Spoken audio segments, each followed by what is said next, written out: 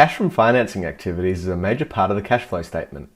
If you invest in stocks, you must understand it. In this video, I'll break down what cash from financing activities are, the types of financing activities you can find on the cash flow statement.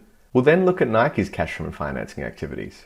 And because this is the last video on the cash flow statement, we'll wrap it all up in a nice little box. Let's get started.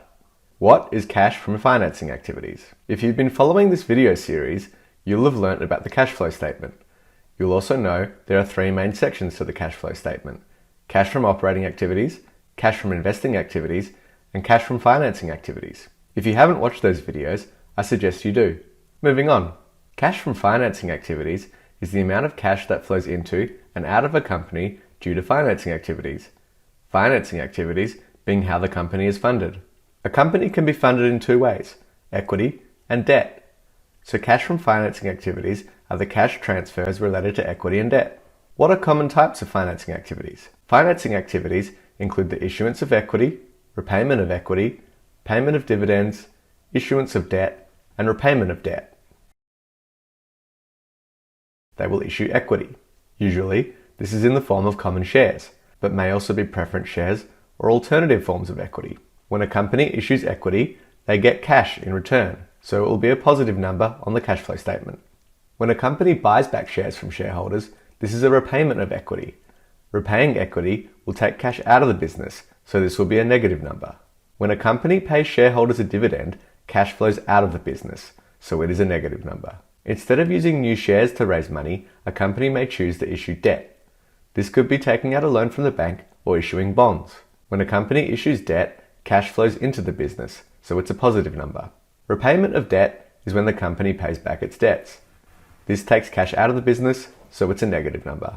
Add up all the financing activities and you get the cash flow from or used in financing activities. If this number is positive, it means more cash flowed into the business than out. This means the company is likely issuing equity or debt. If the cash flow from financing activities is negative, it means more cash is flowing out of the business than into it. A company will usually have a positive cash flow from financing activities when it is a young company.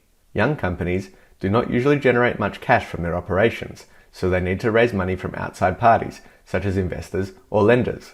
They do this by issuing equity and debt. More mature companies tend to have negative cash flows from financing activities.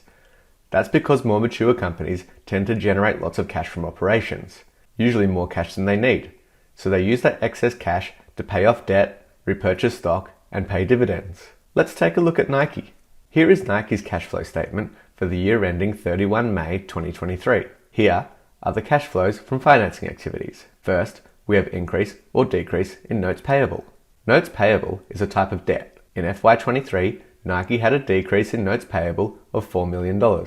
Next, we have repayment of borrowings, which is another type of debt. In FY23, Nike spent $500 million repaying borrowings. Next, we have proceeds from the exercise of stock options and other stock issuances. Stock issuances is simple. It's when the company issues stock. I won't go into options in this video, but in this case, they are essentially a way to purchase stock, usually at a lower price than the share price. Employees are given stock options as part of their salary. If you own options, you can choose to exercise them, meaning you pay the company money in return for stock. In FY23, Nike had a cash inflow of $651 million from exercise of stock options and other stock issuances. Next, we have repurchases of common stock. In FY23, Nike repurchased $5.48 billion in stock. Next, we have dividends. Nike paid $2.012 billion in dividends. Lastly, we have other financing activities, which catch the financing activities which do not fit into the categories above. In FY23, Nike had a cash outflow of $102 million due to other financing activities. If we sum all these items up, we get the cash provided or used by financing activities, which for Nike in FY23 was an outflow of $7.447 billion.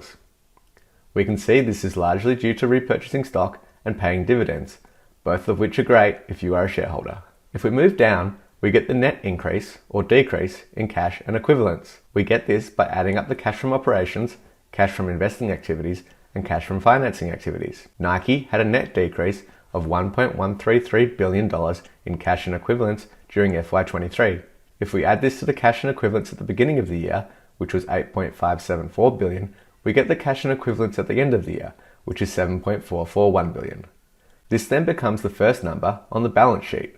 This is just one way the three financial statements are all linked together. Let's summarize. Cash from financing activities is the amount of cash that flows into and out of a business due to financing activities.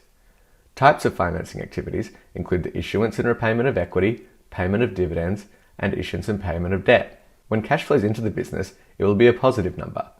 When cash flows out of the business, it will be a negative number. Young companies generally have positive cash flows from financing activities because they need to issue shares or take on debt in order to fund their operations. Mature companies tend to have negative cash flows from financing activities because they have an abundance of cash to pay off debt, buy back shares, and pay dividends. If we add up the cash from operations, investing, and financing, we get the net change in cash for the year. Add this to the cash at the beginning of the year, and you get the cash at the end of the year. This figure is then used to start the balance sheet. For more videos on investing, follow Value Theory or go to valueinvestoracademy.com.